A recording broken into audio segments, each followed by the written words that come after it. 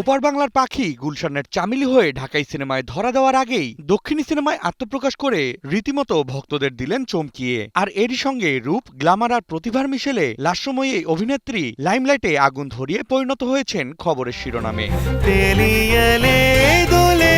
ভারতীয় গণমাধ্যমে পাওয়া তথ্য মতে বেশ কিছুদিন ধরেই মধুমিতা সরকারের তেলুগু সিনেমায় অভিষেকের গুঞ্জন শোনা যাচ্ছিল, তবে বিষয়টি নিয়ে বিস্তারিত কোনো তথ্য পাওয়া যায়নি। সেই অপেক্ষার অবসান ঘটিয়ে সম্প্রতি প্রকাশ্যে এসেছে তার নতুন সিনেমার গ্লিমস। মাত্র 50 সেকেন্ডের এই ঝলকেই যেন বদলে দিয়েছে পুরো সমীকরণ। মুহূর্তেই সামাজিক যোগাযোগ মাধ্যমে শুরু হয়েছে আলোচনা, বাড়ছে দর্শকদের কৌতূহল।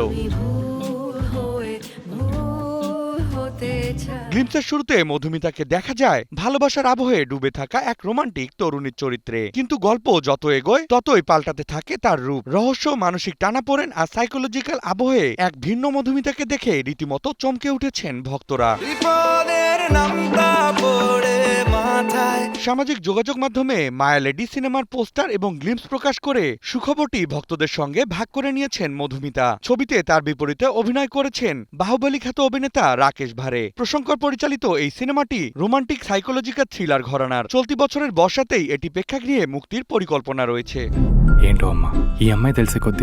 ఇంకా ఇంకా నచ్చేస్తుంది। দক্ষিণী সিনেমায় নতুন যাত্রার পাশাপাশি বাংলাদেশের চলচ্চিত্রেও শুরু হতে যাচ্ছে মধুমিতার নতুন অধ্যায়। সম্প্রতি এমডি ইকবাল পরিচালিত গুলশানের চামেলি সিনেমায় চুক্তিবদ্ধ হয়েছেন তিনি। নারী প্রধান এই চরিত্রে নিজেকে একেবারে ভিন্ন আঙ্গিকে উপস্থাপন করতে যাচ্ছেন তিনি। ফলে ঢালিউডে তার অভিষেক ঘিরেও দর্শকদের প্রত্যাশা তুঙ্গে।